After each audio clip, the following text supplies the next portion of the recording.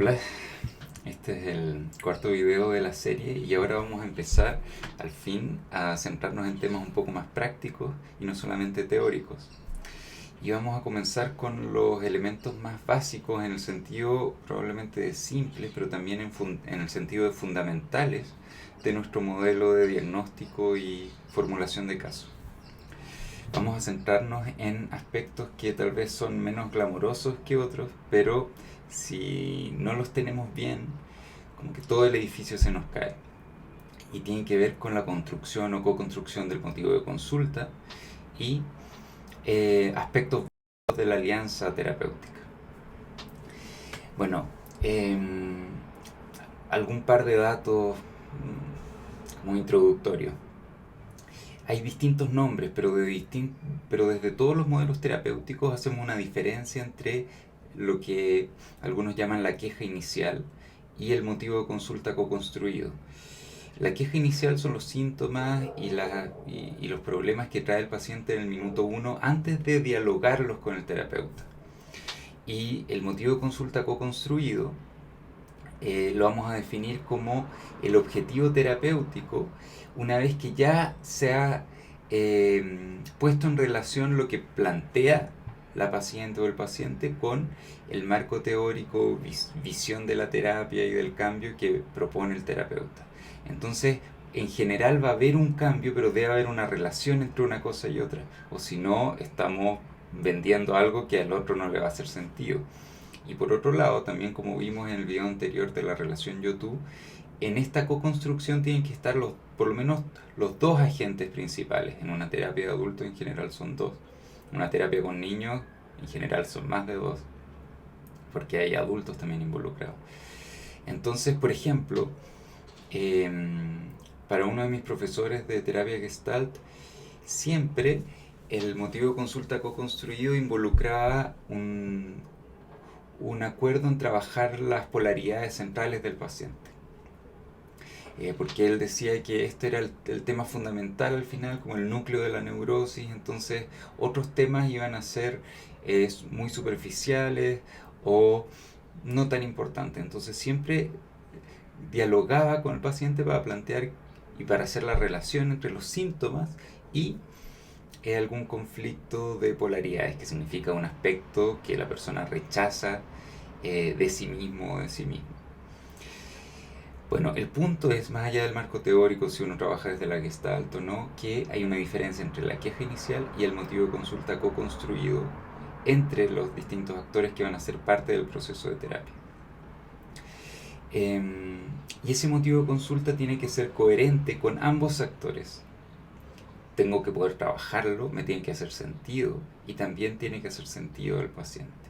Y esto es súper importante porque si le hace sentido solo a uno, no va a funcionar la terapia o es casi imposible que funcione porque el involucramiento activo del paciente es para muchas investigaciones, en realidad para la mayoría de las investigaciones, el ingrediente principal del éxito de una terapia. Entonces un paciente involucrado que se hace parte de la terapia ya nos hace la mitad de la pega. Ok, entonces vamos a hablar de 4 conceptos clave. El primero tiene que ver con tipos de relación terapéutica según Steve de Chaser y la Escuela de Terapia Centrada en Soluciones. Este es un modelo de terapia sistémica, terapia breve, pero que es útil para cualquier enfoque. ¿Ya? Estos colegas plantearon que en distintos momentos de la terapia y con distintas personas se pueden establecer 3 grandes tipos de relación terapéutica. Ojo, estos son tipos de relación, no tipos de persona. ¿Ya? Entonces, en un momento y respecto a un problema, puede haber una relación de tipo visitante, demandante o comprador. ¿Qué significa esto? La relación de tipo visitante es cuando respecto de un problema en particular, el paciente o la paciente no se siente parte del problema, no se siente como teniendo un problema, no está sufriendo y no se siente parte de la solución. Esas son las dos variables. Siento que tengo un problema y me siento parte de la solución. Entonces en la relación de tipo visitante no se dan ninguna de las dos condiciones. Por ejemplo, cuando alguien viene mandado a terapia, pero en realidad uno le preguntó, ¿y esto te molesta a ti? No, a mi señora le molesta. O lo mandaron del sistema judicial. Bueno, el segundo tipo de relación es la relación tipo demandante, que es cuando la persona sí está sufriendo, sí quiere un cambio en su vida, pero no se siente parte de la solución. Entonces se queja y sufre y llora, pero siempre es otro el que tiene que cambiar para solucionar sus problemas. Típico cuando hay problemas de pareja y el paciente está despotricando contra su pareja y claro, uno ve que sufre, uno trata de empatizar, pero no hay un objetivo terapéutico de la persona ahí. Ahí, por ejemplo, muchas veces lo que yo digo es, bueno, primero empatizar y segundo, oye, con todo esto que tú me cuentas, me imagino que debe ser súper difícil para ti. ¿Qué podemos hacer nosotros con esto? Pensando que yo no puedo traer a tu pareja acá o a tu jefe, sino que estamos nosotros acá.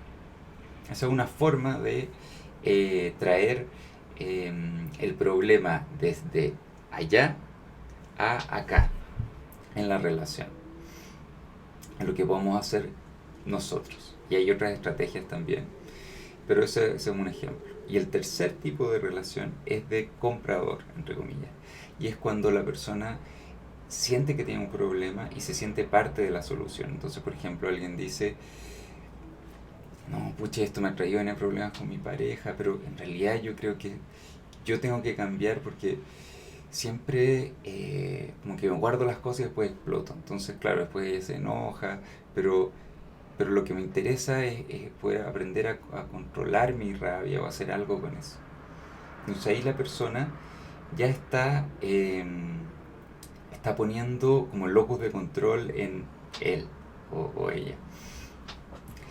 Cuando tenemos una relación de este tipo, tipo comprador, es mucho más fácil hacer la terapia. Y las técnicas típicas y los aprendizajes típicos que tenemos como terapeutas funcionan. Pero cuando estamos en los otros tipos de relación tenemos que hacer ajustes, porque no podemos actuar como si la persona estuviera en una relación de tipo comprador cuando es demandante. No podemos actuar como si la persona estuviera en una relación de tipo comprador cuando es visitante. Ok, bueno, hay más que decir, pero este video quiero que sea más introductorio. El segundo concepto es el de Prochaska y Di Clemente. Básicamente se conoce como el modelo de las etapas de cambio o el modelo transteórico de Prochaska.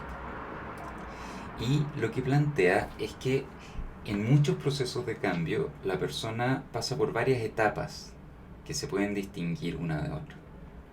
Esto los autores lo empezaron a estudiar con casos de adicciones.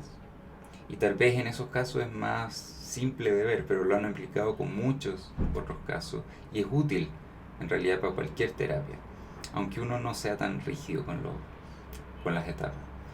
Y tiene relación con el modelo de Dick Chaser que hablamos recién. ¿Cuáles son las etapas? Son 5.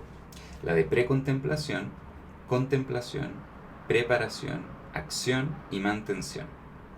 ¿Qué significa precontemplación? Precontemplación significa que es alguien que no se ha planteado hacer un cambio respecto de un punto en particular. Recuerden, esto no es una persona precontemplativa, es una persona en etapa de precontemplación respecto de un problema en específico. ¿Ya? Entonces, por ejemplo, respecto de, el ejemplo típico, dejar de fumar. No me lo he planteado, no es un problema para mí, pero después tal vez algo pase y yo paso a la etapa 2 que es de contemplación, que ya me lo estoy cuestionando. Sí, de repente podría ser, estoy en la etapa de ambivalencia. Estoy como que, sí, pero no, pero tal vez. La tercera etapa es de preparación, yo ya me decidí y estoy como pensando, ya bueno, voy a buscar uno de estos parches, voy a buscar alguna cosa para el estrés. En el de acción, yo ya estoy empezando a hacerlo, ya estoy dejando de fumar. Y en el de mantención yo ya lo logré, pero quiero sostener el cambio en el tiempo, como de seguimiento. Ahora, ¿cuál es la utilidad clínica de esto? Es que las estrategias terapéuticas son distintas según la etapa. Entonces, por ejemplo, con alguien en precontemplación no tiene sentido que le dé una tarea terapéutica como de hacer algo. en general, lo que tenemos que hacer es eh, llegar como a que problematice o se cuestione el asunto. Hay estrategias de diálogo socrático que son súper buenas. Yo no soy muy experto en eso, pero yo las he leído y escuchado en las terapias más existencialistas, tipo Frankl, que lo ocupa harto. Em, bueno, la cosa es que en la etapa de precontemplación, la persona ni siquiera se ha cuestionado el hacer algo. Entonces, yo tengo que tratarlo como que es alguien que tal vez no quiera hacer esto. Tengo que ayudarlo a decidir si quiere hacerlo o no. ¿Ya? En la segunda etapa es complicado porque la persona está en contemplación, entonces tiene un discurso pro cambio, tiene un discurso de sí, yo quiero cambiar, quiero dejar de fumar, ya he tenido tantos problemas con esto, temo tener cáncer, entonces yo puedo agarrarme de eso y olvidarme que está en etapa de contemplación y decir, ya, ok, entonces vamos a poner una meta, próxima semana disminuyamos un poco los cigarros, entonces me pongo a avanzar en la acción como llevarlo hacia la acción cuando la persona en realidad está evaluando los pros y contras y está ambivalente. Entonces lo que yo tengo que hacer es centrarme en esa ambivalencia. A ver, cuéntame acerca del lado tuyo que quiere cambiar. Incluso podemos hacer un ejercicio de silla vacía. Pon acá en esta silla a la parte tuya que quiere dejar de fumar. Y le doy un espacio, no sé, 10 minutos para que hable. Y pon acá la parte tuya que no quiere. Y también le doy un espacio para que hable. Y luego que puedan dialogar. Entonces, acá es un error pensar que la persona está decidida para cambiar, entonces yo tengo que darle un empujoncito. Si le doy un empujón, en general, el paciente va a empujar de vuelta, se va a resistir. Luego, en la etapa de preparación y acción, en general, la persona ya está lista para actuar, entonces puedo ayudarlo con cosas más orientadas a la acción. Ah, ¿cómo lo podemos hacer? Ya ponte una meta, pero que sea pequeña, vamos paso a paso, ¿ok? Y si yo me pongo mucho en la reflexión y en la introspección, la persona se va a frustrar como que yo lo estoy frenando. Y por último, en la etapa de mantención, lo que tenemos que hacer es prevenir recaídas, básicamente, y sostener el cambio. Ok, vamos avanzando rápido, ya que es un video introductorio, no quiero que me quede tan largo como los otros. Y ahora vamos a ir a otro concepto que es el de el motivo de consulta bien formulado. Esto es de acuerdo a la programación neurolingüística, que es un menjunje de inspiraciones de distintos lados, pero es como un modelo de terapia que se basó originalmente en varios terapeutas que eran considerados muy eficaces. Los tres primeros fueron Milton Erickson, que yo lo he mencionado en otro video, que era hipnoterapeuta, Peirce, que lo deberían conocer, y Virginia Satir, que hacía una mezcla entre terapia humanista experiencial y terapia sistémica familiar. ¿Ya? Esto era en los 70. Bueno, el punto es que desde la PNL, específicamente de uno de los autores que se llama Robert Tilts, se han planteado que ya, ok, tengo una queja inicial, un problema, pero para convertirlo en un motivo de consulta, tienen que darse ciertas condiciones para que sea bueno y tenga probabilidades de ser cumplido. De hecho, yo tuve un entrenamiento en PNL hace como 18 años y lo que nos decía ahí el gurú era que si uno tenía un motivo de consulta, un objetivo bien formulado, ya tenía el 50% de la pega hecha, del trabajo. Bueno, entonces, ¿cuáles son estos requisitos? Esto no es tan sencillo de hacer, a veces requiere sesiones de terapia para lograrlo, a veces la terapia entera casi es lograr que esté bien formulado, pero es una orientación, ya da un norte, un camino. El primer criterio es que sea formulado en primera persona, es algo que yo puedo cambiar, en el sentido de alguna conducta, alguna reacción, alguna respuesta emocional, no de otros. Ahí se topa con los modelos anteriores, ¿se fijan? Lo segundo es que esté planteado en positivo. Esto ya es algo un poco novedoso. Hacer algo, incorporar algo versus eliminar algo. Por ejemplo, no quiero dejar de reaccionar tan impulsivamente. Ok, ¿cómo sí quieres reaccionar? ¿Cómo sería una reacción que tú sí quisieras tener en esta situación? Esto nos lleva al tercer criterio, que sea sensorializado. Esto obliga a que sea específico. ¿Okay? ¿Qué vas a ver, escuchar, sentir en ese momento cuando estés reaccionando de esa manera que tú quieres? Esto nos evita quedar en abstracciones donde la persona en realidad no está conectada con su experiencia y yo no estoy entendiendo a lo que se refiere. Entonces el que sea sensorializado nos ayuda. Ok, ¿cuál es esa situación específica donde tú quieres reaccionar distinto? ¿Qué estás viendo? ¿Qué estás escuchando? ¿Qué está pasando? Ok, ahora imagínate que reaccionas así. ¿Qué está pasando? De nuevo. Todo bien específico, aterrizado. Obviamente que hay problemas que como que uno estaría forzando si lleva algo muy específico. ¿Ya? Pero hay otros en que es súper útil. Y el cuarto criterio, que es el más complicado, es que sea ecológico. ¿Qué significa ecológico? Que sea un objetivo que si lo cumplo no va a afectar negativamente a otras personas o a mi entorno o a otras voces internas, otras partes mías. Entonces tiene que ser algo que yo entero quiera hacer. Por ejemplo, volviendo a lo que mencionaba antes, si hay alguien que dice, no, quiero controlar mi ira, no quiero explotar, no quiero hacerle daño a los demás, entonces quiero poder ser una persona pacífica y que no anda enojándose. Entonces, ¿cómo quieres reaccionar? No, si me dicen algo yo tranquilo, acá no pasa nada, como que quisiera eliminar su rabia. Entonces yo ahí puedo sospechar rápidamente que ese es un objetivo que probablemente no sea ecológico, porque ahí va a haber una parte de la persona, que es su parte más rabiosa, que va a quedar súper insatisfecha si él cumple ese objetivo, va a quedar ahí súper frustrado.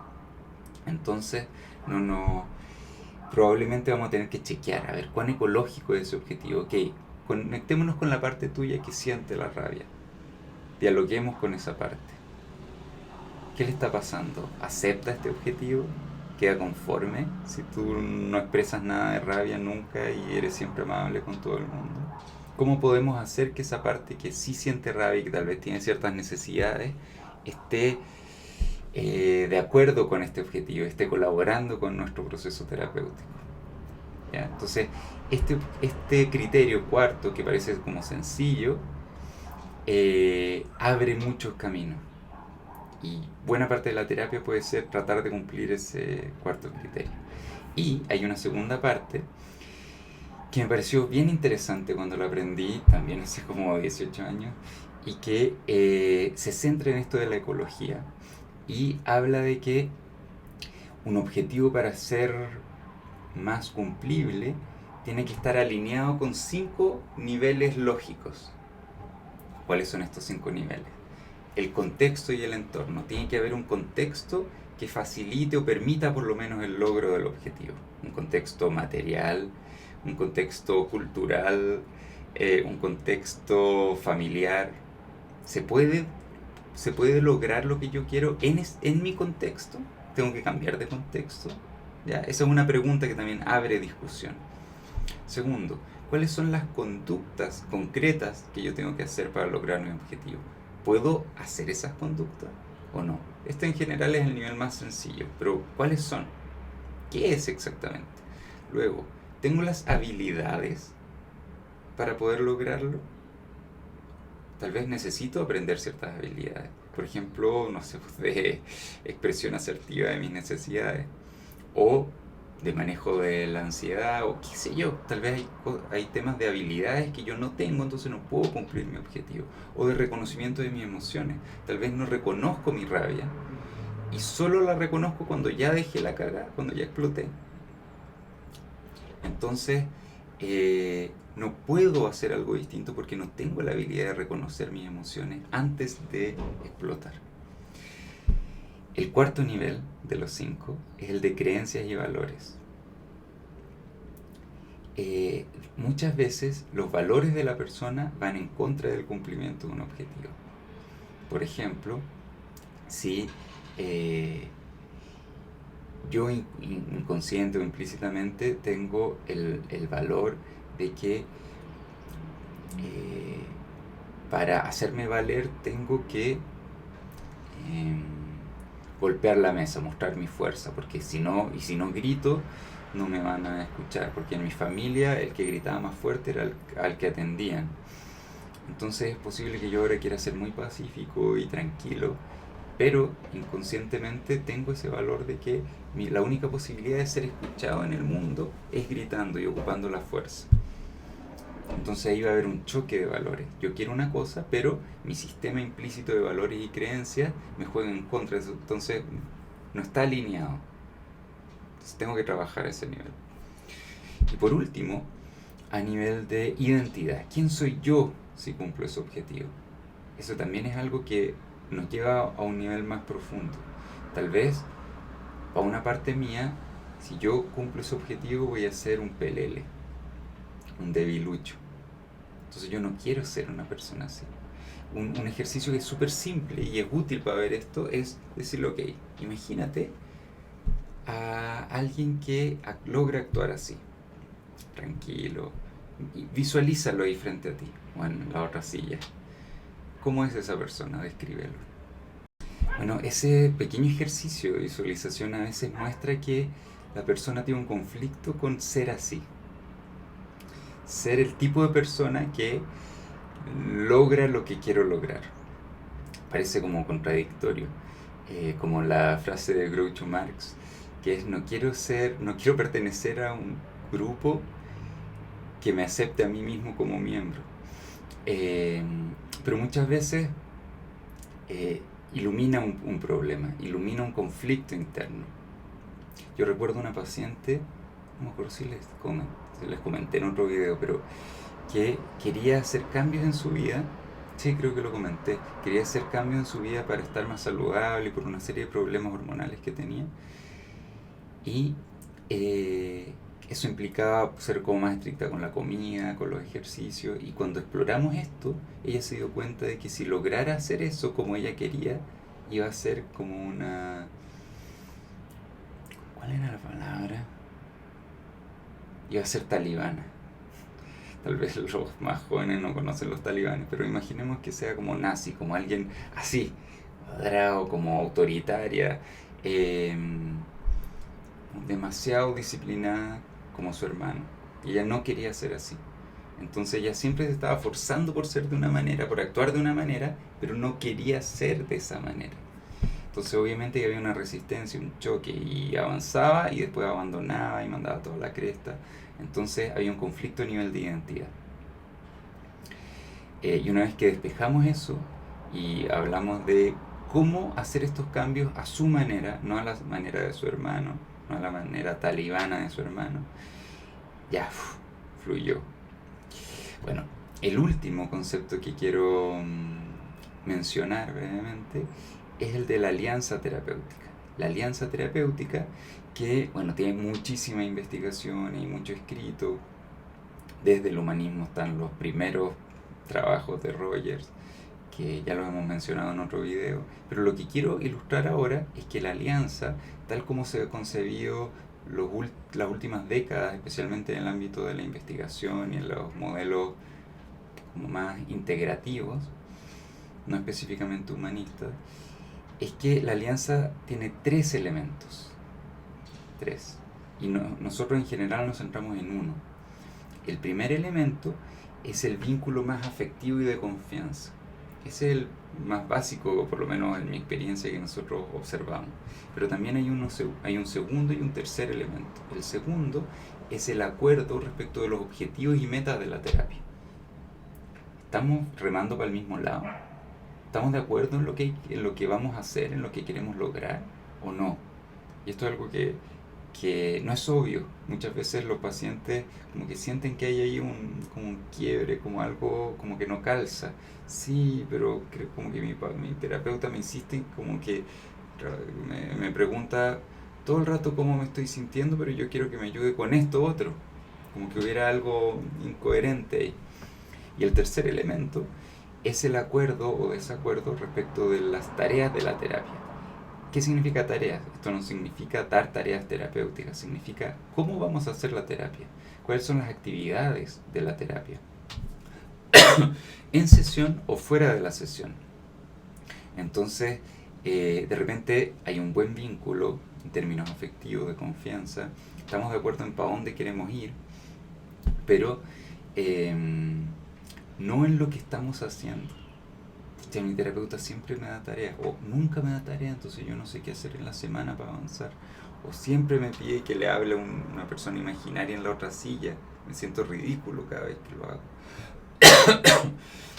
Entonces, ese es un elemento súper importante y que tenemos que tener en mente cuando evaluemos nuestras relaciones de terapia. Eso es todo por hoy. Nos vemos en el próximo capítulo.